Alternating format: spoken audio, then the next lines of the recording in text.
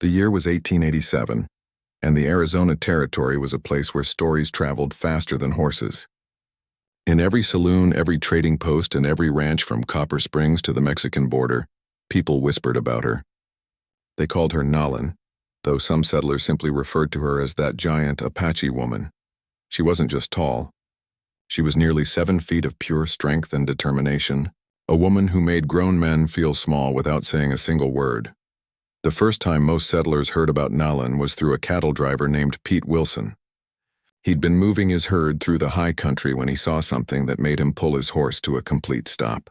There, in a clearing beside a mountain stream, stood Nalin with 2 fully grown deer slung across her shoulders like they weighed nothing more than sacks of flour. She walked with steady steps, her long black hair braided down her back, not even breathing hard from the weight. Pete watched in silence as she disappeared into the pine trees, and when he got back to town, he couldn't stop talking about what he'd seen. But that was just one story among many. The ranch hands at the Double R had their own tale to tell. They'd watched her wrestle a wild Mustang to the ground using nothing but her bare hands and her will. The horse had been causing trouble for weeks, breaking through fences and leading other horses astray. 3 experienced cowboys had tried to catch it and failed. Then Nalin appeared one morning, walking calm and steady toward the animal. What happened next seemed impossible. She moved quick as lightning, grabbed the horse's mane, and pulled it down. The struggle lasted maybe 2 minutes before the Mustang gave up, its sides heaving, its eyes wide with something that looked almost like respect. Then there was the incident at Miller's freight station. A fully loaded wagon had broken an axle, and its wheel had rolled off into a ditch. 4 men stood around it, arguing about how to get it back onto the wagon bed. The wheel was solid oak and iron, heavy enough that it took 3 strong men just to lift it onto its edge. They were still arguing when Nalin walked past on her way to the trading post. She didn't say a word. She simply walked over, bent down, and lifted that wheel like it was a child's toy. She carried it back to the wagon, set it down gently, and continued on her way. The 4 men stood there with their mouths hanging open, not one of them able to speak. These stories built on each other, growing with each telling. Some were true. Some were exaggerated, but all of them shared one common thread. Nalin was unlike anyone the territory had ever seen. She lived with her tribe in the high country, in a place where the pine trees grew so thick that the sunlight barely touched the ground. Her people respected her strength, but they also worried about her. She was 26 years old, an age when most Apache women had long since married and started families. But Nalin had refused every man who'd approached her. She'd turned down Strong Wolf, the best hunter in 3 tribes. She'd rejected Running Deer, who could track a rabbit across solid rock. She'd even said no to 2 Bears, a warrior so respected that other men asked his advice before making important decisions. Each time her answer was the same. "Show me a man who can match my strength," she'd say, her voice carrying no anger, just simple fact. "Show me a man who can do what I do, and maybe then I'll consider him worthy." Her grandmother, a woman named Cowboy who'd lived through 73 winters, watched all of this with growing concern. Cowboy was a tribal elder, someone whose words carried weight in council meetings. She'd raised Nalin after the girl's parents died in a harsh winter, when Nalin was only 8 years old. Even as a child, Nalin had been different. She'd grown faster and taller than other children. By the time she was 12, she stood eye to eye with grown warriors. By 15, she was taller than all of them. Cowboy understood that Nalin's size had shaped her life in ways both good and difficult. The tribe valued strength, and Nalin had plenty of it.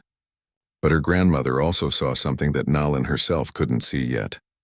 She saw a young woman who'd built walls around her heart, walls made of pride and challenges and constant testing. Every time Nalin lifted something heavy or accomplished some feat of strength, those walls grew a little higher. One evening, as they sat by the fire preparing deer hide, Cowboy decided to speak her mind. "Granddaughter," she said, her old hands working the leather with practiced movements, "strength is a gift from the spirits, but pride can turn a gift into a burden." Nalin looked up from her work, her dark eyes reflecting the firelight. "I'm not proud, grandmother. I'm just honest. Why should I accept a man who can't match what I am?" Cowboy was quiet for a moment, choosing her words carefully. "When I was young, I thought I knew what strength meant. I thought it was about who could carry the most, who could work the longest, who could endure the greatest pain. Then I married your grandfather. Grandfather was the strongest warrior in his generation, Nalin said. Everyone knew that. Yes, he was strong, Chapoy agreed. But that's not why I married him. I married him because he knew when to be gentle. He knew that true strength isn't just about what you can lift or fight. It's about what you can build, what you can protect, what you can nurture and help grow. Nalin returned to her work, saying nothing. She'd heard versions of this conversation before. Her grandmother meant well, but she didn't understand. How could she? Chapoy had been normal-sized, normal in every way. She'd never known what it was like to tower over everyone around her. She'd never seen fear in men's eyes when they looked at her. She'd never heard the whispers or felt the loneliness of being different. Up in the high country, surrounded by pine trees and mountain air, Nalin had convinced herself that she didn't need anyone. She had her strength. She had her skills. She had her pride. What she didn't realize yet was that pride, no matter how justified, makes for cold company on long winter nights. And she definitely didn't know that everything was about to change. All because of a quiet cowboy who was, at that very moment, riding into Copper Springs with nothing but a worn saddle, a gentle horse, and a heart full of unspoken grief. The dust from the road still clung to him when he rode into Copper Springs that Tuesday afternoon. His name was Samuel Bridger, though most people just called him Sam. He wasn't the kind of man who drew attention when he walked into a room. Average height, maybe 5'9", average build, lean but not particularly muscular. His face was weathered from years in the sun, with lines around his eyes that came from squinting at horizons. His clothes were worn but clean, and his horse, a patient gray mare named Dove, looked as tired as he felt. Sam had been riding for 3 months, drifting west from Missouri with no particular destination in mind. He wasn't running from the law or fleeing some scandal. His story was simpler and sadder than that. 2 years earlier, a banking crisis had swept through the Midwest like a cold wind. His family's farm, land that had belonged to the Bridgers for 2 generations, was seized for debts they couldn't pay. Within 6 months, his father died of a broken heart. His mother followed 3 months later. His younger sister had married and moved to Chicago, and Sam found himself alone with nothing but a horse, some savings, and a hollow feeling in his chest that wouldn't go away.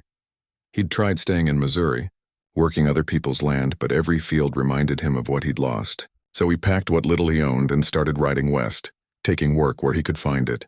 He'd spent time in Kansas, breaking horses for a cavalry outpost. He'd worked a month in Colorado, helping to drive cattle through mountain passes. He'd even spent 3 weeks in New Mexico, repairing fences for a widow who paid him in meals and a place to sleep. Each job was temporary, and that suited him fine. He wasn't looking to put down roots. He wasn't sure he'd ever want to again. Copper Springs wasn't much of a town. One main street with a general store, a saloon, a blacksmith, a small church, and a boarding house run by a woman who asked too many questions. Sam found the boarding house first, paid for a week in advance, and asked where he might find work.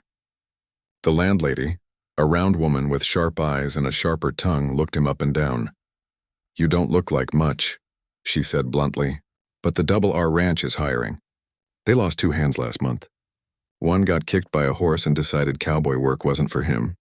The other one married a girl from Tucson and moved away. You know anything about ranch work?" "Enough," Sam said quietly. "I can handle horses and cattle. I'm good with repairs. I don't drink much and I don't cause trouble." She studied him a moment longer, then shrugged. "Double R is about 5 miles north. Ask for Roy Hutchins. He's the foreman. Tell him Betty sent you. He owes me a favor." The next morning, Sam rode out to the Double R just as the sun was painting the eastern sky orange and pink. The ranch was bigger than he'd expected, with a main house, a bunkhouse, several barns, and corrals that stretched across the valley floor. He found Roy Hutchins near the horse barn, a tall man with gray in his beard and the kind of calm authority that came from years of hard work. Sam introduced himself and explained what he was looking for. Roy listened without interrupting, his eyes taking in every detail. The way Sam sat his horse, the condition of his tack, the quiet way he spoke. "You handled horses before?" Roy asked. "Yes, sir. Grew up on a farm. Been working with them since I was 6 years old." "Can you rope?" "Well enough." "Can you fix a fence?" "Mentak, shoe a horse if needed." "All of that, yes, sir." Roy was quiet for a moment, then nodded toward a corral where a young black horse was pacing nervously. "See that 3-year-old? Owner wants him broke to saddle by the end of the month. 3 of my boys have tried. Horse through all of them. What would you do with him? Sam studied the horse carefully. He could see the fear in the animal's movements, the way it kept its distance from the fence, the whites showing around its eyes. I'd spend time with him first, Sam said. Just being near him. Let him get used to my voice, my smell. Let him understand I'm not going to hurt him. Horses don't need to be broken. They need to be understood. Something shifted in Roy's expression. He'd been testing the new man, expecting the usual cowboy bravado about being able to ride anything with 4 legs. Instead, he'd gotten something different, something thoughtful. You're hired, Roy said. $1 a day plus meals and a bunk. You start tomorrow morning. Sam settled into ranch life with the quiet efficiency of someone who'd done this kind of work before. The other ranch hands were a mixed group. There was Tommy, barely 18, full of energy and stories. There was Frank, a veteran cowboy in his 50s who'd seen everything twice. There was a pair of brothers, Jack and William, who competed over everything from roping to card games. And there was Curtis, the youngest son of the ranch owner, who worked alongside the hired hands to learn the business from the ground up. At first, the others didn't know what to make of Sam. He was polite but quiet. He did his work without complaint. He didn't join in when they sat around the bunkhouse at night swapping stories and jokes. After a few days, Tommy started calling him Silent Sam, and the name stuck, though not in a mean way. Sam didn't mind. He preferred the quiet. What the others noticed, though, was his way with horses. That nervous black 3-year-old that had thrown 3 experienced cowboys? Within a week, Sam had it eating grain from his hand. Within 2 weeks, the horse allowed a blanket on its back. By the 3rd week, Sam was riding it around the corral and the horse moved like they'd been partners for years. How'd you do that? Tommy asked one evening, watching Sam brush down the black horse with gentle strokes. Sam shrugged. Just patience. Horses are like people. They respond better to kindness than force. That's not how most cowboys think, Frank observed, leaning against the corral fence. Maybe that's why most cowboys get thrown, Sam said simply. The work was hard but satisfying. Sam fell into the rhythm of ranch life. Up before dawn, feed the horses, check fences, move cattle, repair whatever needed repairing. By the time the sun set, he was tired enough that sleep came easy, and that was a blessing. It meant less time lying awake, thinking about everything he'd lost, but even here in this new place with new people, Sam couldn't shake that hollow feeling inside. He was functional. He was capable, but something essential was missing, and he didn't know if he'd ever find it again. He'd lost more than a farm in Missouri. He'd lost his sense of belonging, his sense of home, and no amount of hard work or new horizons seemed able to fill that empty space. What Sam didn't know, as he settled into his bunk that night and listened to the other hands snoring around him, was that fate was about to push him towards something unexpected. In just a few weeks, there would be a summer gathering at the trading post. And at that gathering, he would see a woman who stood taller than any person he'd ever met. A woman whose strength was legendary. A woman whose pride had become her armor, and somehow in ways neither of them could predict, this quiet cowboy with his gentle ways and his wounded heart would be exactly what she needed. Just as her fierce strength and hidden vulnerability would be exactly what he needed. But all of that was still ahead, waiting in the warm Arizona summer like a story that hadn't yet been told. The summer gathering at Copper Springs happened twice a year, and it was the biggest event the territory had to offer. For 3 days, the small town transformed into a bustling marketplace where Apache tribes and settlers came together to trade goods, share news, and sometimes settle disputes. The main street filled with wagons and horses. Temporary stalls appeared overnight, selling everything from dried meat to silver jewelry to woven blankets. The air smelled like roasting corn, leather, and dust. Sam had been working at the Double R for nearly 6 weeks when Roy told the hands they could take the day off to attend the gathering. Most of the cowboys whooped with excitement. It meant a break from work, a chance to drink at the saloon, maybe flirt with some of the young women who'd come to town. Sam wasn't particularly interested, but he figured it would be good to see what the gathering was like. Besides, he needed to buy some new work gloves, and the general store would have extra stock during the event. He rode into town mid-morning, the sun already hot enough to make the air shimmer above the dirt road. The place was packed with people. Apache families had set up trading blankets with their goods displayed. Settlers moved through the crowds, examining merchandise and haggling over prices. Children ran between the stalls, laughing and playing. A group of musicians had gathered near the saloon, playing fiddle music that drifted through the warm air. Sam tied Dove to a hitching post and started walking through the market, taking everything in. He'd seen gatherings like this before in other places, but there was something different about this one. Maybe it was the mix of cultures, Apache and settler side by side doing business and making deals. It wasn't always peaceful between the two groups. There were tensions, old wounds, suspicious glances. But here, for these 3 days, commerce and necessity created a kind of temporary truce. He was examining a pair of leather gloves when he heard the commotion. Voices raised in anger and laughter, coming from near the trading post.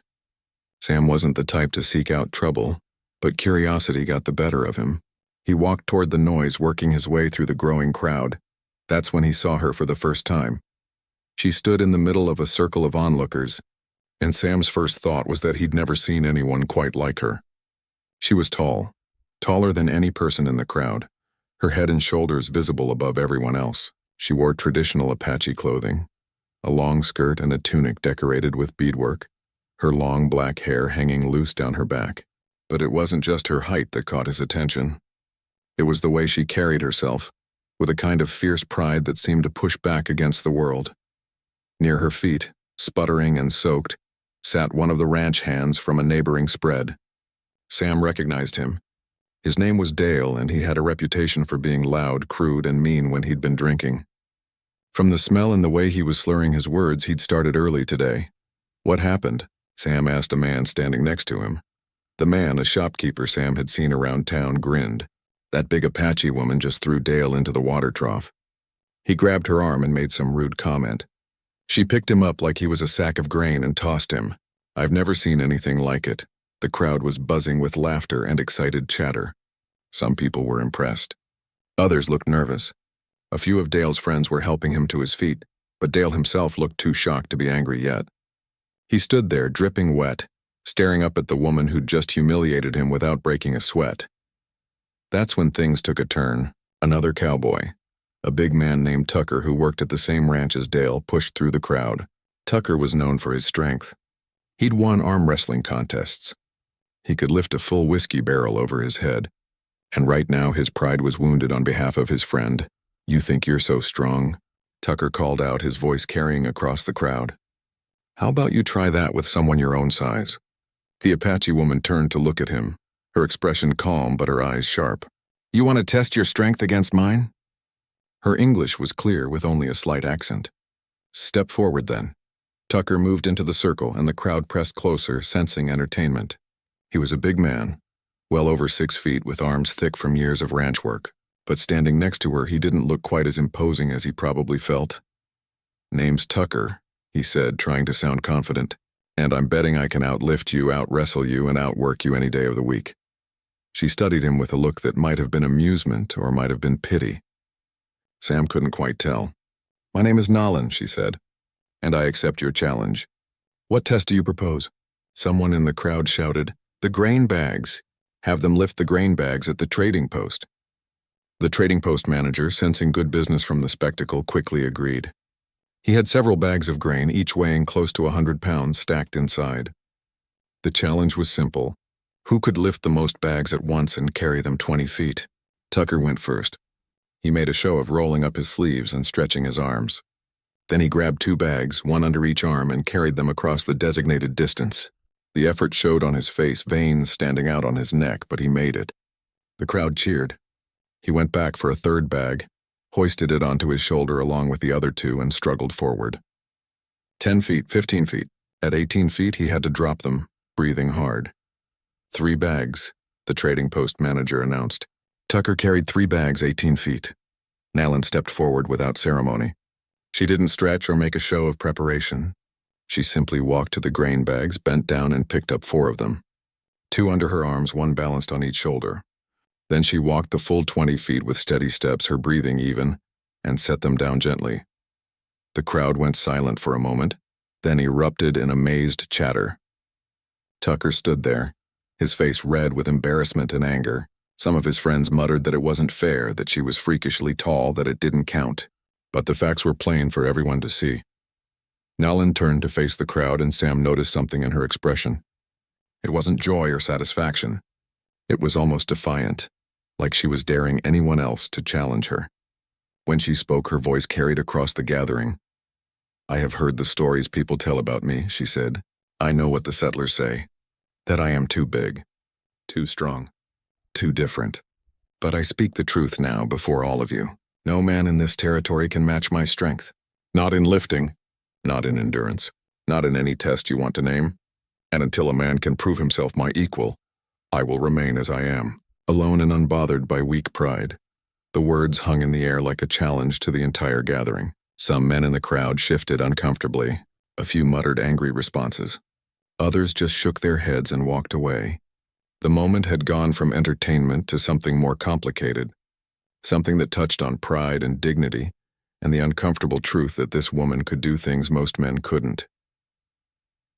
Sam stood at the back of the crowd, watching all of this unfold. He wasn't thinking about challenges or tests of strength. He was looking at Nalin's face, at the set of her jaw and the way her eyes scanned the crowd. And what he saw wasn't the fierce warrior woman everyone else was seeing. He saw someone who was lonely, someone who'd built walls so high that nobody could climb them, someone who used her strength as both a shield and a weapon, keeping the world at a safe distance. It was a feeling Sam understood all too well. He'd been doing the same thing for the past 2 years, just in a different way. Where she pushed people away with challenges and demonstrations of power, he'd retreated into silence and constant movement. 2 different approaches, same result, same loneliness. As the crowd began to break up, chattering about what they'd witnessed, Sam stayed where he was. He watched Nalin collect her trading goods, her movements efficient and proud. He watched her walk toward her horse, her head high despite the mixed reactions from the people around her. And he found himself wondering what it would be like to talk to her. Not to challenge her or test her, just to talk, to see if maybe beneath all that strength and pride, there was someone who understood what it felt like to be alone in a crowd. But he didn't approach her that day. He wasn't ready, and he sensed she wasn't either. So he bought his gloves, climbed back on Dove, and rode back to the ranch. But something had changed. For the first time in 2 years, Sam Bridger was thinking about someone other than himself. And up in the high country, though she didn't know it yet, Nalin was about to discover that sometimes the strongest challenges come not from those who try to match your power, but from those who see past it to something deeper. 3 weeks passed after the incident at the trading post, and the story of Nalin's challenge had spread across the territory like wildfire. Cowboys told and retold the tale in bunkhouses and saloons, each version getting a little more exaggerated. Some said she'd lifted 6 grain bags. Others claimed she'd challenged 10 men and beaten them all. The truth got mixed with fiction, but the core of the story remained the same.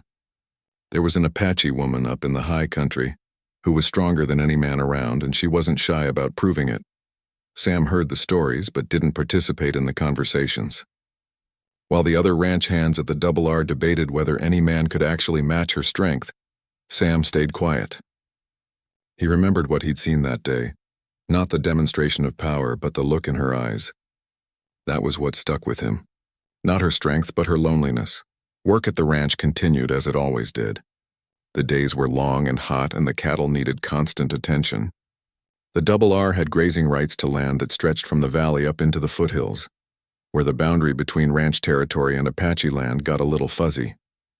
It wasn't uncommon for cattle to wander across those invisible lines, which meant cowboys occasionally had to track them into areas where they might encounter Apache hunters or families. Roy, the foreman, was careful about this. He'd lived in Arizona long enough to know that respect went a long way toward keeping the peace. "If you see Apache when you're tracking cattle," he'd told Sam and the others, "you nod, you're polite, and you go about your business. Don't stare. Don't make comments. And for heaven's sake, don't try to order them around. This was their land long before it was ours, and they haven't forgotten that." It was good advice, and Sam took it to heart. So when Roy asked him to track down some missing cattle that had last been seen heading toward the high country, Sam packed supplies for 2 days and rode out without complaint. The cattle had distinctive brands, and their tracks were easy enough to follow once he picked up the trail. The land changed as he climbed higher. The hot valley floor gave way to cooler air and pine forests. The trail wound between rocks and through clearings where wildflowers bloomed in patches of sunlight. Sam found it peaceful up here, away from the constant noise and activity of the ranch. Just him, his horse, and the quiet of the mountains. He'd been tracking for most of the afternoon when he found the cattle. 8 head, grazing in a meadow near a creek that ran cold and clear from the high peaks. They looked content, and Sam figured they'd followed the water up here during the hot weather. He'd camp nearby tonight and drive them back down in the morning. That's when he heard it. The sound of an angry horse followed by a voice speaking rapid Apache. Sam tied Dove to a tree and walked quietly toward the sound. Through the trees, he saw her. Nolan stood beside a black and white pinto horse, and even from a distance, Sam could tell something was wrong. The horse was favoring its left front leg, refusing to let her near. Every time she approached, the horse would shy away, tossing its head and snorting. She was clearly frustrated, her movements sharp and impatient. Sam knew he should probably just turn around and head back to his camp. This wasn't his business. But the horse was in distress, and he couldn't just walk away from an animal that needed help. So he stepped out of the trees, moving slowly and making sure he was visible. Nolan spun around at the sound, her hand moving to the knife at her belt. When she saw him, her eyes narrowed with recognition. "You," she said. "You were at the trading post." "Yes, ma'am," Sam said, staying where he was. "I'm Sam. I work at the R. I'm up here tracking some cattle." "Then track them and leave me alone." "I would, but your horse is hurt." "Looks like it threw a shoe. That's why it's being difficult." Nolan looked back at the horse, frustration clear on her face. "I know it threw a shoe. I've been trying to check the hoof for an hour. The stupid animal won't let me near it." Sam took a few steps closer, slowly. Sometimes when horses are in pain, they get scared. Fear makes them stubborn. Force just makes it worse. "I'm not afraid of a stubborn horse. I'm sure you're not. But maybe the horse is afraid of you." The comment clearly surprised her. She looked at Sam like he'd said something in a foreign language. "Afraid of me? I'm trying to help it." The horse doesn't know that. All it knows is its foot hurts and someone big and strong is trying to grab it. "May I?" Sam gestured toward the horse. Nolan crossed her arms, her expression skeptical. "You think you can do better?" "I think I can try a different approach." Sam didn't wait for permission. He walked past her, moving slow and easy, and stopped about 10 feet from the horse. Then he did something that probably looked crazy to Nolan. He sat down on the ground. "What are you doing?" she asked. "Making myself small," Sam said quietly. Non-threatening. He didn't look at the horse directly. Instead, he gazed off to the side, letting the animal observe him without feeling challenged. And he started talking. Not to Nolan, to the horse. "Hey there, friend. I know your foot hurts. That's scary, isn't it? Can't run if you need to. Can't protect yourself. Makes everything feel dangerous." His voice was low and steady, almost musical in its rhythm. "But we're not here to hurt you. We're here to help. You've just got to trust us a little bit. Just a little bit. That's all." He kept talking like that. Soft words that didn't really matter except for their tone. And slowly, incredibly, the horse's ears stopped pinning back. Its breathing calmed. After several minutes, it took a cautious step toward Sam. "That's good," Sam murmured. "That's real good. Come on over here. Let's be friends." Another step, then another, until the horse was standing close enough that Sam could reach out and touch its neck. He moved slowly, no sudden gestures, just gentle contact. His hand stroked the horse's shoulder, then moved down its leg. The horse tensed but didn't pull away. "There we go," Sam said. "See? Nothing to be scared of." He lifted the hoof carefully, examining it. The shoe had come loose and twisted, pressing against the sensitive frog of the hoof. No wonder the horse had been in pain. Sam carefully worked the shoe free and tossed it aside. The horse immediately seemed to relax. "Better?" Sam asked the horse, still in that same gentle tone. "Yeah, I bet that feels better." He stood up slowly and stepped back. The horse stayed where it was, calmer now, its weight more evenly distributed. Sam finally turned to look at Nolan, who was staring at him with an expression somewhere between confusion and wonder. "How did you do that?" she asked. Sam shrugged. "Sometimes the strongest thing you can do is be gentle. Force has its place, but it's not always the answer, especially with scared animals. Or scared people, for that matter." They stood there in the mountain clearing, the late afternoon sun filtering through the pine trees, and something passed between them. Not attraction, not yet. More like recognition. The recognition that comes when two people who've been walking separate, lonely paths suddenly realized they might be heading in the same direction. "The shoe is gone," Sam said, breaking the silence. "Your horse can walk, but carefully. You're not far from your camp?" "About an hour's walk from here. I'm camped just over that ridge. I've got some supplies if you need them. Food, coffee. I even have an old horseshoe that might fit until you can get to a blacksmith." Nalin looked at him carefully, weighing the offer. She wasn't used to accepting help, especially from settlers. But the day was getting late and her horse did need attention. Finally, she nodded once. "All right, but only because it's practical." "Of course," Sam said, and there might have been the smallest hint of a smile at the corner of his mouth. "Only practical." They walked through the forest together, Nalin leading her limping horse and Sam walking beside her at a respectful distance. Neither spoke much, but it wasn't an uncomfortable silence. It was the silence of two people who understood that sometimes quiet is better than empty words. When they reached Sam's camp, he got to work. He had the horse reshoed within 30 minutes, working with steady, sure hands while Nalin watched. He didn't show off or make a big production of it. He just did the work, talking quietly to the horse the whole time. As the sun started to set, painting the sky orange and purple, Sam made coffee over his small fire and offered Nalin some dried meat from his supplies. She accepted, sitting across the fire from him, and for the first time in longer than she could remember, Nalin found herself curious about another person. "Why are you so gentle with animals?" she asked. Sam thought about it for a moment. "I guess because someone has to be. The world's hard enough without people adding to it. Animals don't understand cruelty. They just respond to how you treat them, same as most people, really. Most people don't respond to gentleness. They see it as weakness." "Some do," Sam admitted. "But that says more about them than it does about gentleness. Being gentle when you could be harsh, being kind when you could be cruel. That takes strength. Just a different kind than what most people think about." Nalin stared at him across the fire. This quiet cowboy who'd calmed her horse when her strength couldn't. She'd spent her whole life proving she was strong enough, tough enough, capable enough. And here was a man suggesting that maybe real strength was something else entirely. It was an uncomfortable thought, but it was also, in a way she couldn't quite explain, a little bit freeing. Autumn came to the Arizona territory like a whisper, turning the aspens gold and bringing cool mornings that made the horses snort fog into the air. Sam had been at the Double R for almost 5 months now, longer than he'd stayed anywhere since leaving Missouri. Roy had promoted him to lead wrangler, recognizing his skill with difficult horses. The other hands respected him, even if they didn't quite understand his quiet ways. He hadn't seen Nalin since that day by the creek, but he thought about her more than he cared to admit. Something about their conversation had stayed with him, the way she'd looked at him when he talked about different kinds of strength, like he'd said something that made her question things she'd always believed. Up in the high country, Nalin was having similar thoughts. She'd told her grandmother about the encounter, describing how the cowboy had calmed her horse when her own strength had failed. Chapawi had listened carefully and then smiled in that knowing way that grandmothers have. "This cowboy," Chapawi had said, "he sounds different from the others." "He is," Nalin admitted. "He didn't try to challenge me or prove anything. He just helped." "And this surprised you?" "Everything about him surprised me." October brought unexpected weather. The old-timers said it was the earliest winter storm they'd seen in 20 years. Dark clouds gathered over the mountains and the temperature dropped so fast that water in the horse troughs developed a thin skin of ice overnight.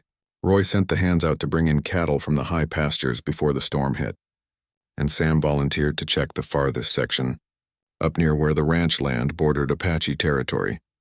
At the same time, Nalin was tracking a group of cattle that had wandered from her tribe's herd. They'd lost 2 calves the week before to mountain lions, and she was determined to find and protect the rest.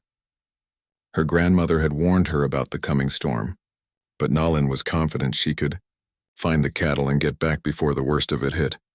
They were both wrong about the timing. Sam had found 6 head of Double R cattle and was driving them down from the high meadows when the storm hit with shocking speed. One moment the clouds were dark but distant. The next, snow was falling so thick he could barely see 10 feet ahead. The temperature plunged and the wind picked up, howling through the pines like something alive and angry. He knew immediately he was in trouble. The cattle were spooked by the sudden storm, trying to scatter in different directions. "Dove," His reliable mare was struggling through snow that was already several inches deep and getting deeper by the minute. Sam had spent enough winters in Missouri to know this was serious. This wasn't a regular early snowstorm. This was a genuine blizzard, the kind that could kill you if you weren't careful. Through the swirling white, he spotted a dark shape. A building. An old line shack that the ranch maintained for situations exactly like this. Sam drove the cattle toward it, hoping there was a corral or at least some shelter for them. His hands were already numb despite his gloves, and he couldn't feel his feet in his boots. He reached the line shack just as the storm reached its full fury. The cattle huddled against the building's south side, where there was some protection from the wind. Sam got Dove into a small lean-to shelter attached to the shack, made sure she had the grain he'd been carrying, and then pushed his way to the cabin door. It was already open. Sam stepped inside, snow following him in a white rush, and stopped short. There, trying to start a fire in the old stone fireplace, was Nalin. They stared at each other for a long moment. Then Sam pushed the door closed against the wind and brushed snow from his coat. "Ma'am," he said, his voice steady despite his chattering teeth. "Cowboy," she replied, her own voice tight with surprise. "Looks like we had the same idea." Looks like. The line shack was small, maybe 15 feet by 15 feet, with a stone fireplace. 2 old bunks, a rough wooden table, and not much else. But it was shelter, and right now that was everything. Sam moved to help with the fire, finding some old newspaper and kindling in a box near the hearth. His hands shook from cold as he arranged the materials, but soon they had flames going, and the cabin began to fill with warmth and light. "You're frozen," Nalin observed, watching his shaking hands. "I'll be all right. Just need to warm up. What about you? How long have you been here?" "Maybe 20 minutes before you arrived. I was tracking cattle when the storm hit. I barely made it here." They settled into an awkward coexistence, sitting on opposite sides of the small room, letting the fire drive the cold from their bones. Outside, the wind screamed and the snow fell so thick it was like a white wall against the cabin's single window. This wasn't going to be a quick storm. They both knew it. They were stuck here together for at least a day, maybe longer. "Your cattle?" Sam asked eventually. "Left them. They'll find shelter in the trees." "Yours?" "Outside. Best I could do." Silence fell again, broken only by the crackling of the fire and the howl of the wind. It was Nalin who finally spoke. "This is strange." "What is?" "This us meeting like this again. It's like the spirits are trying to tell us something." Sam smiled slightly. "Or it's just bad luck and bad timing. Maybe those are the same thing." As the hours passed, they talked. At first it was practical conversation, how long the storm might last, whether they had enough firewood, if the animals would be all right. But as the afternoon faded into evening, the conversation deepened. Nalin told him about growing up different, about being taller and stronger than everyone around her from the time she was a child. She described the mixture of awe and fear she saw in people's eyes, the way men either wanted to challenge her or avoid her entirely. The loneliness of being set apart. "People see what I can do," she said, staring into the fire.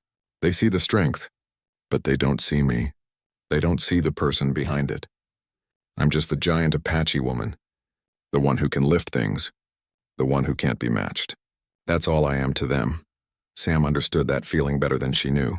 "When my family lost our farm," he said quietly, "I lost more than land and a house. I lost who I was. I was someone's son, someone's brother, part of something bigger. Then suddenly I was just another drifter cowboy, passing through places, not belonging anywhere. People see what I do. They see I'm good with horses, but they don't see what I've lost. They don't see the empty places." They looked at each other across the fire, and something shifted in the air between them. Recognition. Understanding. The knowledge that loneliness comes in many forms, but it feels the same in every heart. The storm raged through the night. They took turns feeding the fire and checking on the animals. Around midnight, when Sam went out to check on Dove, a heavy timber from the lean-to, weakened by age and stressed by the weight of snow, cracked and fell. Sam heard it coming and tried to move, but the space was tight and the timber caught him across the back, driving him to his knees. Nalin heard his grunt of pain and was out the door in seconds, not bothering with a coat. She found him pinned under the timber, snow already covering his shoulders. Using her considerable strength, She lifted the heavy beam and tossed it aside like it was made of straw. Then she grabbed Sam under the arms and hauled him back into the cabin. "Let me see," she said, her voice commanding but worried. "I'm all right," Sam protested, but he was clearly in pain. "You're not all right. Sit down." She examined him carefully, her large hands surprisingly gentle as they checked for broken bones. Nothing was broken, but his back had taken a hard hit, and a gash on his shoulder was bleeding. Without asking permission, Nalin tore a strip from her own shirt, cleaned the wound with snow and then water she'd heated by the fire, and bandaged it with practiced efficiency. "Where did you learn to do this?" Sam asked, gritting his teeth against the pain. "My grandmother taught me. She's a healer. Said I needed to know how to help people, not just how to be strong." Nalin's hands moved with confidence, securing the bandage. "Done. You need to rest. That's going to hurt for a few days." "Thank you." She sat back, looking at him. "You're welcome. Though it seems I'm just returning the favor. You helped my horse. I helped you. Seems like we're even then. Maybe." She was quiet for a moment. Or maybe the spirits aren't done with us yet. Sam couldn't argue with that. As the storm continued its assault outside and the fire burned warm inside, he realized something. For the first time since losing his family and his farm, he felt like he was exactly where he was supposed to be. Not just in this cabin, sheltering from a blizzard, but here with this woman who understood what it was like to be lonely in a crowded world. The storm lasted 3 days. They survived on the supplies Sam had brought, supplemented by some beans and coffee Nalin found in the cabin stores. They talked about everything and nothing.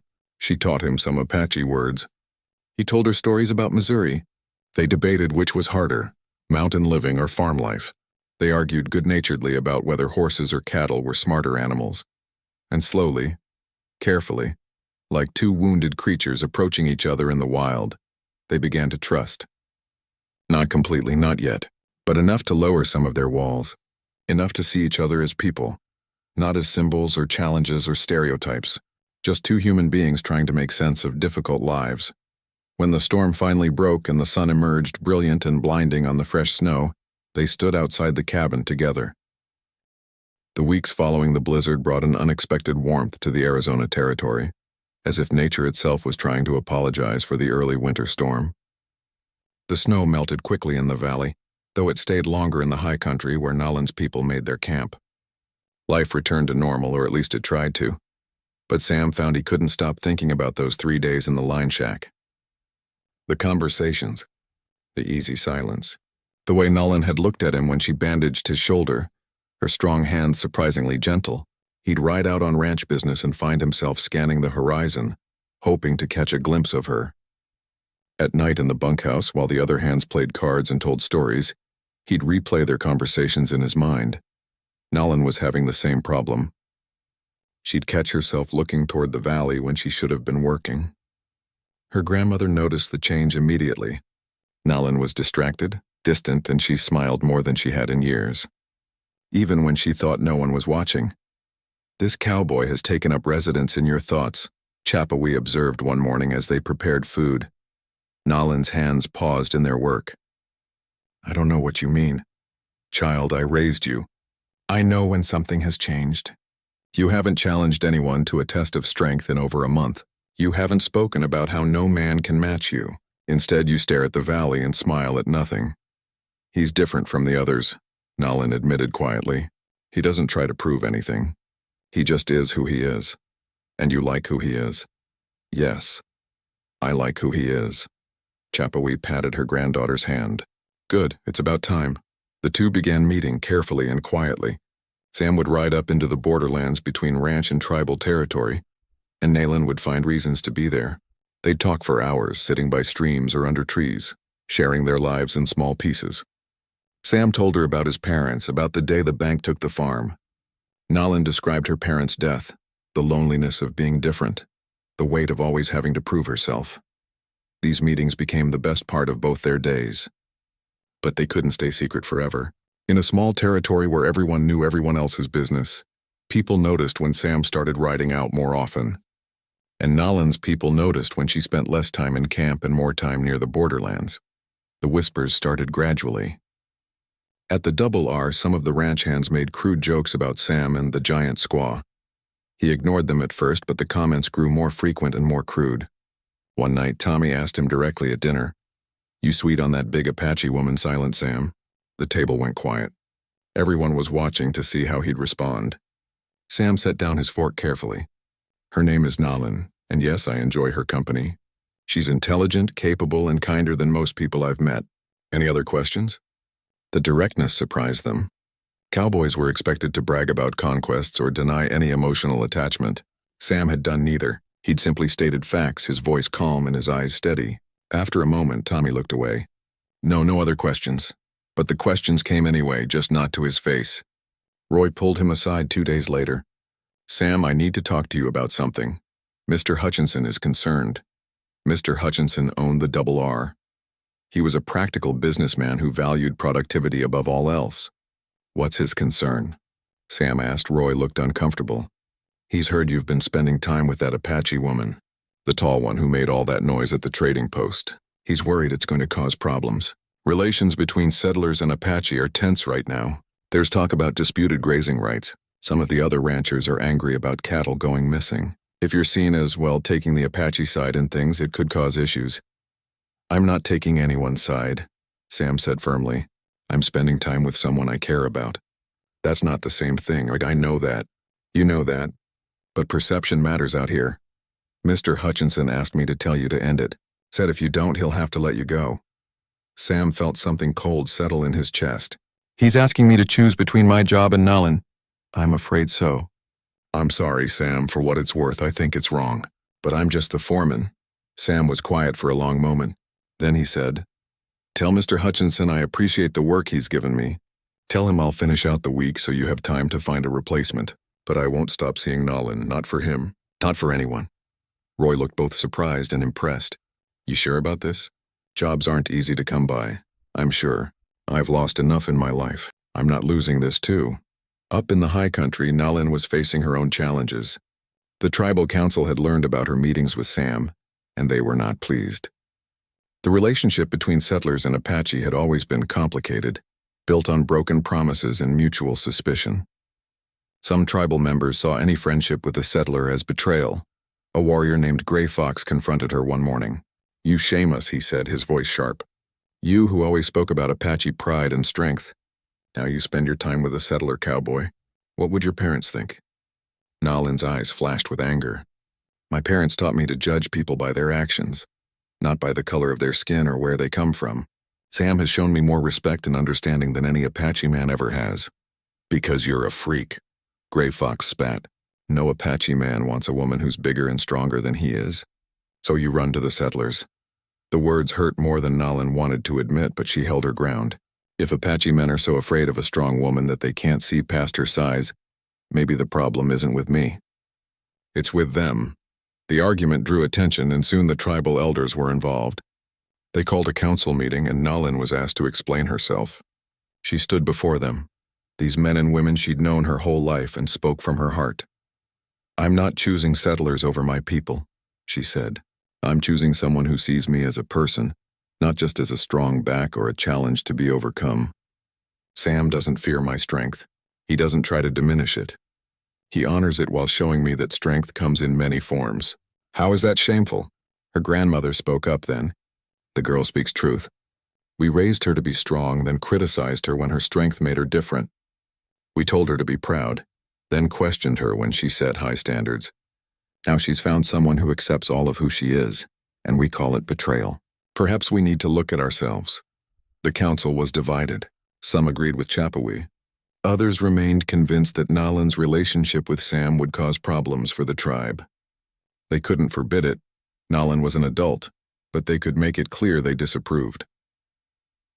The tension came to a head when a real crisis emerged. A group of ranchers claimed that Apache hunters had been poaching cattle from their herds. The Apache denied it, saying the cattle had wandered onto tribal land and they were simply taking what came to them. Neither side would back down, and armed groups from both communities began gathering at the disputed borderlands. Sam heard about the confrontation and rode out immediately, his heart pounding with worry. If this turned violent, everything would be lost. He arrived to find about 30 ranchers on horseback, armed with rifles facing a similar number of Apache warriors. The tension was thick enough to taste, and there, standing alone in the middle of the two groups, was Nayland. Sam rode forward without hesitation, positioning himself next to her. The ranchers shouted at him to get out of the way. The Apache called for him to leave, but Sam stayed where he was, his horse steady beneath him. "This is foolish," he called out, his voice carrying across the space. "Fighting over cattle that probably wandered on their own. Risking lives over a misunderstanding." "It's not your business, Bridger," one of the ranchers yelled. "Get out of the way." "It is my business," Sam replied, "because I care about people on both sides. And I'm not going to stand by and watch good people kill each other over pride." Nayland spoke then, her voice loud and clear. "He's right. This is about more than cattle. This is about old wounds and old anger, but killing each other won't heal anything. It'll just create new wounds for the next generation to carry." For a long moment, nobody moved. The two groups stared at Sam and Nayland, these two people who had no business standing together, who came from different worlds, who should have been on opposite sides. But there they were together, refusing to let fear and hatred win. Finally, an older rancher named Tom Crawford spoke up. "The Cowboy's got a point. These might be disputed lands, but they're not worth bloodshed. I propose we set up a committee. Half settlers, half Apache. They can work out fair boundaries and grazing rights." One of the Apache elders nodded slowly. "This is wise. Let cooler heads prevail." The tension didn't disappear completely, but it eased. The group separated slowly, still wary but not violent. As the crowd dispersed, Sam and Nayland found themselves alone in the middle of the empty ground. "That was brave," Nayland said, "and possibly very stupid." "Same could be said about you," Sam replied with a slight smile. "Standing there alone. I wasn't alone. You came. I'll always come. You know that, right?" She looked at him. This quiet cowboy who'd given up his job for her, who'd stood between angry men with rifles because he believed in something better. "I know," she said softly. "And I'll always be here too." They'd both paid a price for their stand. Sam had no job. The confrontation at the borderlands had prevented bloodshed, but it hadn't resolved the underlying tensions. If anything, it had made things more complicated. The proposed committee of settlers and Apache met twice, accomplished nothing, and then stopped meeting altogether. Meanwhile, Sam was living day to day, doing odd jobs around Copper Springs while he figured out what came next. He'd moved out of the ranch bunkhouse and was renting a tiny room above the general store. Despite the challenges, he and Nayland continued meeting. They were more careful now, aware that their relationship had become symbolic of larger divisions, but they refused to hide completely. On Sunday afternoons, they'd meet at an old abandoned mining claim, halfway between the town and the tribal lands, where they could talk without being observed. It was Nayland's grandmother who kept pushing them forward. Cowboy had seen enough in her 73 years to know that real love was rare and precious. She visited Sam one afternoon at the general store, climbing the narrow stairs to his room with surprising agility for her age. "Grandmother," Sam said, surprised and pleased to see her. He invited her in and offered her the room's only chair. She sat down and studied him with eyes that missed nothing. "My granddaughter talks about you constantly. It's annoying, but also good to see her happy." Sam smiled. "She makes me happy, too." "Good. Then here's my question. What are your intentions? Are you just passing time, or is this something real?" The directness caught Sam off guard, but he appreciated it. "It's real, ma'am. More real than anything I've felt since I lost my family. I love her. I know that probably sounds strange, given how different we are. But I do." Cowboy nodded, satisfied. "Love is never strange. It's the most natural thing in the world. The strange part is how many people refuse to accept it when it comes in unexpected forms." She stood up, preparing to leave. "Keep loving her, Sam, and be patient." Sometimes the world takes a while to catch up to where hearts have already gone. The crisis that would change everything came in late November.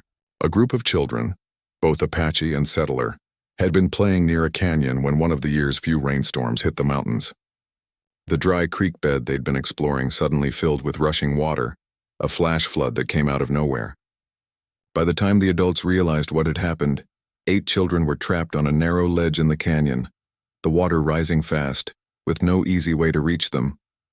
The alarm went out across the territory. Parents from both communities raced toward the canyon, their previous conflicts forgotten in the face of immediate danger. Sam heard the commotion and rode hard toward the site, arriving at the same time as Nayland, who'd heard the news in her camp. The scene was chaos. Panicked parents lined the canyon rim, shouting down to the children. The kids were huddled on a ledge about 20 feet down the canyon wall, water swirling below them and rising inch by inch. The problem was access. The canyon walls were steep and unstable. Getting down to the children would be dangerous. Getting them back up would be even harder. Men were already trying, tossing ropes down, but the children were too scared to grab them. One settler had climbed partway down, but had to turn back when the rocks gave way beneath his feet. Time was running out. The water was rising fast, and the children's ledge would be underwater within the hour. Sam assessed the situation quickly. "We need a plan," he shouted over the noise. "Random attempts are just wasting time. What do you suggest, Cowboy?" One of the ranchers yelled back, his voice sharp with fear. Sam looked at the canyon, at the children, at the rising water. Then he looked at Nalin. "Can you move that boulder?" He pointed to a large rock near the canyon edge. "If we can get it into position, it might create a barrier to slow the water." Nalin studied the boulder. It was massive, easily several hundred pounds. But she nodded. "I can move it. But we need a clear path. Everyone back," Sam ordered, his voice carrying authority that surprised even himself. People moved, giving Nalin room. She approached the boulder, found her grip, and lifted, her face strained with effort, muscles standing out on her arms and shoulders. Slowly, incredibly, the boulder moved. She walked it to the edge, positioned it carefully, and let it drop into the water. It created a partial dam, slowing the flood's force. "Good," Sam said. "Now we need someone small and light to climb down to the children. Someone who can carry a rope and help them tie on safely." A young Apache man named Swift Deer volunteered. He was slim and agile, perfect for the job. But he'd need a solid anchor point. Someone strong enough to hold the rope and keep it steady while he climbed. "I'll anchor," Nalin said immediately. "You can't do it alone," one of the Apache elders protested. "If he falls, the weight will pull you over." "Then I'll help her," Sam said. He moved to Nalin's side. "Together we can hold it." They wrapped the rope around a sturdy tree, then both grabbed hold. Nalin in front, Sam behind her, their hands gripping the thick rope.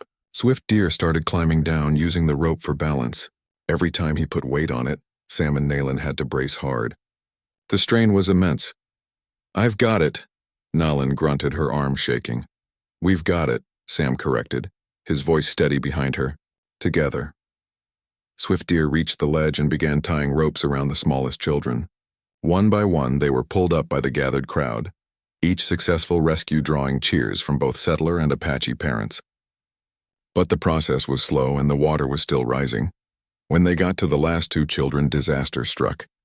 A section of the canyon wall gave way, sending rocks and debris sliding into the water. The surge created a wave that splashed over the ledge, and one of the children, a settler girl maybe 7 years old, lost her footing and fell into the churning water. Without thinking, Nalin released the rope and dove into the canyon. She hit the water hard and disappeared beneath the surface. Sam held the rope with everything he had, keeping it steady for Swift Deer and the last child. But his heart was pounding with fear for Nalin. She surfaced downstream, the little girl clutched against her chest. But the current was powerful, pulling them both toward a narrow section of the canyon where the water ran fastest. Sam could see boulders jutting up, rocks that would crush them if they hit. "Rope!" he shouted. "Someone get me another rope." An Apache warrior tossed him a coil. Sam tied it around his waist, handed the other end to 3 strong men, and jumped. The water was shockingly cold and violent. It grabbed him and pulled him under immediately. He fought to the surface and spotted Nalin ahead of him and swam with everything he had. He reached them just before the boulder field. Grabbing Nalin's arm with one hand and the child with the other, he pulled them toward the canyon wall. The men on the rope were already pulling, dragging all 3 of them through the water and against the rocks. Sam felt his shoulders scrape against stone, felt the current trying to tear them apart, but he held on. They reached the shallows and crawled onto the rocks, all 3 of them coughing and gasping. The little girl was crying but alive. Nalin's face was bleeding from a cut above her eye, but she was smiling.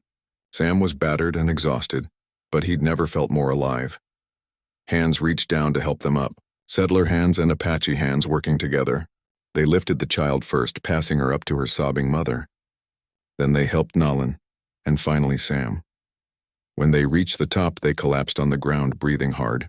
The crowd gathered around them, a mix of both communities. For a long moment, nobody spoke. Then the little girl's father, a rancher Sam recognized from town, stepped forward.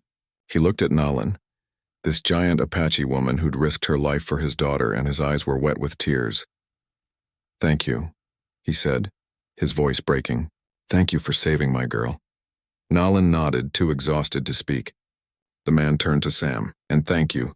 You both. You saved her." "I'll never forget that," other voices joined in. Apache parents thanking the settlers who'd helped pull up their children. Settler parents thanking the Apache who'd provided ropes and anchors. The crisis had forced them to work together, and in doing so they'd remembered something important.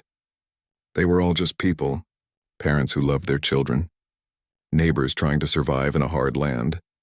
As the crowd dispersed, taking the rescued children home, Sam and Nalan sat together on a rock, watching the sun set over the canyon.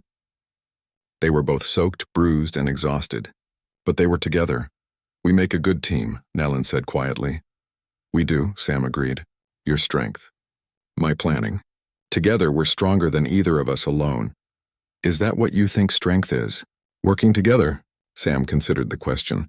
"I think real strength is knowing when you need help and being willing to accept it. You're the strongest person I've ever met, Nalan. But today you were even stronger because you let others help. You let me help." She turned to look at him, this quiet cowboy who'd changed everything about how she saw the world. "You're pretty wise for a settler. And you're pretty amazing for anyone." They sat there as the last light faded from the sky, and around them they could feel something shifting. The rescue had changed things. Not completely. There would still be tensions and difficulties ahead. But a door had opened. And through that door, maybe, just maybe, there was a future where a giant Apache woman and a quiet cowboy could be together without the whole world standing in their way. The rescue at the canyon became the story everyone told that winter. How the giant Apache woman and the quiet cowboy had worked together to save the children. How they'd jumped into raging water without hesitation. How they'd shown everyone that cooperation was stronger than division. The story grew with each telling, but the core truth remained. Something had changed in the territory. The committee that had failed before started meeting again, this time with real commitment.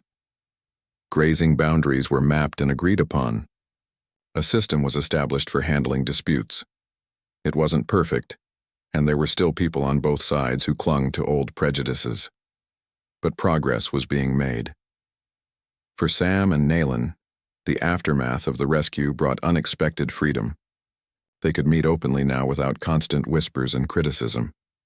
People still stared. They were an unusual couple, but the stares held more curiosity than hostility. The little girl Sam and Nalan had saved would wave excitedly whenever she saw them, running to hug Nalan's legs and thank them again.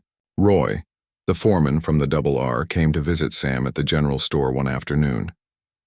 "Mr. Hutchinson wants to offer you your job back," he said, "with a raise. He admits he was wrong to make you choose. Says any man with the courage you showed at that canyon is the kind of man he wants working for him." Sam was quiet for a moment, considering. The job would mean stability, income, a return to the life he'd been building. But something had shifted in him during these past months. He'd spent years drifting, never putting down roots, afraid to care about anything after losing so much. But now he had something worth staying for, someone worth building a life with. "Tell Mr. Hutchinson I appreciate the offer," Sam said. "But I'm thinking about starting something of my own. There's good land near the borderlands. I'm thinking of setting up a horse training operation, teaching people to work with horses the gentle way instead of breaking them." Roy smiled. "That sounds like you. If you need any help getting started, let me know. You've got friends who'd be willing to invest in something like that." As winter settled in for real this time, bringing steady cold and occasional snow, Sam began making plans. He filed a claim on 20 acres of land that sat right on the boundary between settler and Apache territory. It was symbolic, a physical representation of the bridge he and Nalan were building between their two worlds. He started building a small cabin, with help from both settler and Apache friends who'd been changed by the canyon rescue. Nalan watched the cabin take shape, watching Sam's dream become real. She helped too, her strength making quick work of tasks that would have taken others days.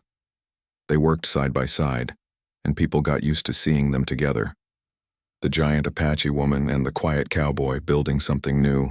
One evening in early December, as they sat by the fire in the half-finished cabin, Nellen asked the question that had been on her mind for weeks. "What are we doing, Sam? Where is this going?" Sam looked at her, this remarkable woman who'd changed everything about his life.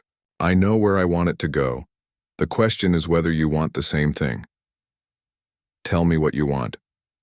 "I want to marry you. I want to build this life together. I want to wake up next to you every morning and fall asleep beside you every night.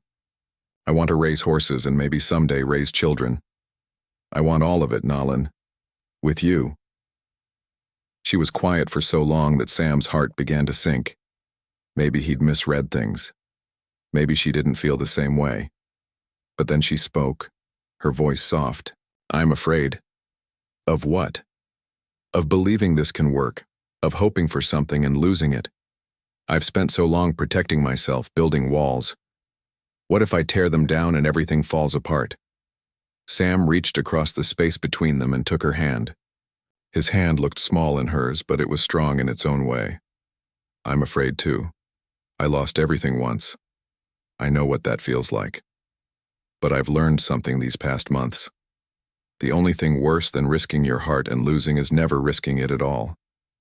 Playing it safe means staying lonely, and I'm tired of being lonely." Nellen looked down at their joined hands. "I'm tired of it too." "Then say yes. Be my wife. Let's be brave together." She looked up at him, tears forming in her eyes, and nodded. "Yes, yes, I'll marry you." But Sam knew that while they decided, the world around them would need to be convinced. Which is why, 2 weeks later, on a clear December afternoon, he did something that terrified and thrilled him in equal measure.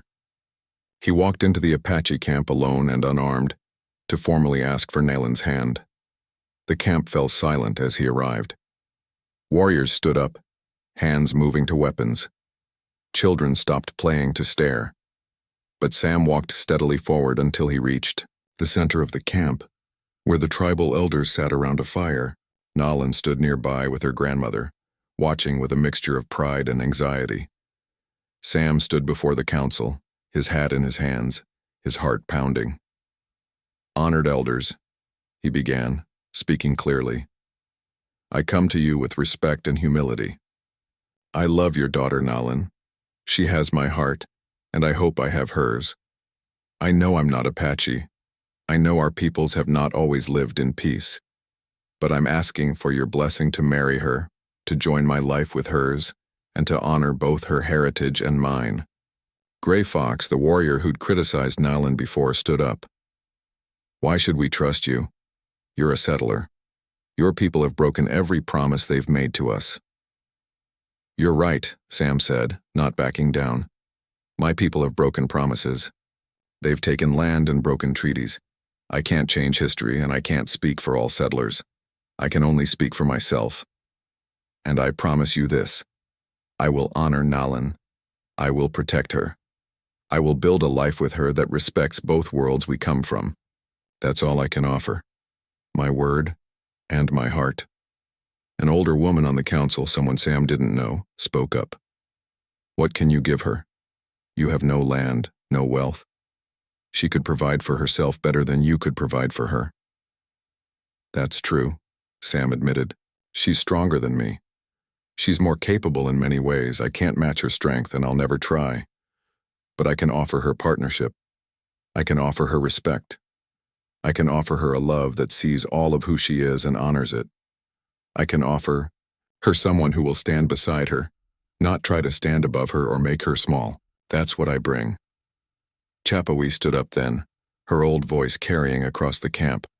"This cowboy speaks truth. I have watched him with my granddaughter. He does not fear her strength. He celebrates it. He does not try to change her. He accepts her. How many Apache men can say the same? We taught Nellen to be strong, then punished her when no man could handle her strength. This man sees it as a gift, not a threat. That is worth more than gold." The council conferred quietly among themselves. Sam stood there waiting, very aware that his entire future hung on this moment. Finally, the eldest member of the council, a man with white hair and a face carved by decades of sun and wind, spoke. "We cannot give you our blessing, Cowboy. That is not our place. Our blessing means nothing if Nalin herself does not want this. But we will not stand in your way. If she chooses you, we will accept her choice. And we will welcome you as family. Though you come from a different people, the canyon taught us that maybe the old walls between our peoples need to come down. Perhaps you and Nalin are the first to show us how." Relief flooded through Sam. It wasn't everything he'd hoped for, but it was enough. He turned to Nalin, who was smiling through tears. "Well," he said, "you heard them. The decision is yours." She walked toward him, her tall frame drawing every eye in the camp. When she reached him, she didn't say anything at first. She just looked at him, this man who'd seen past her size and her strength to the lonely heart beneath. This man who'd lost everything and found the courage to risk his heart again. This man who was offering her not a challenge to overcome, but a hand to hold. "I choose you," she said simply. "I choose us." The camp erupted in mixed reactions. Some cheered, some remained silent. A few turned away, still uncomfortable with the union, but nobody tried to stop it, and that, in its own way, was a victory. They were married on a cold January day in a ceremony that blended Apache and settler traditions. Nalin wore a dress made by her grandmother, decorated with traditional beadwork. Sam wore his best shirt and trousers, cleaned and pressed by the woman who ran the boarding house. The ceremony was held at Sam's cabin, on the borderland between two worlds. Both communities attended, though not everyone was happy about it. Some settlers muttered about traditions being violated, some Apache worried about losing their identity, but most people came with open hearts, moved by the story of the giant woman and the quiet cowboy who'd chosen love over fear. When it came time for Sam to take Nalin's hand, he paused and spoke loudly enough for everyone to hear. "You once said no man could match your strength. You were right. I can't match it and I never will. But maybe I don't need to. Maybe true partnership isn't about matching each other's strengths. Maybe it's about adding them together. Your physical power and my patience. Your courage and my gentleness. Your fierce pride and my quiet determination. Together, we're something neither of us could be alone. Not better. Not stronger. Just complete." He extended his hand to her and she looked down at it. She'd spent so many years looking for a man who could match her, who could prove himself her equal in tests of strength and will. She'd thought that's what she needed.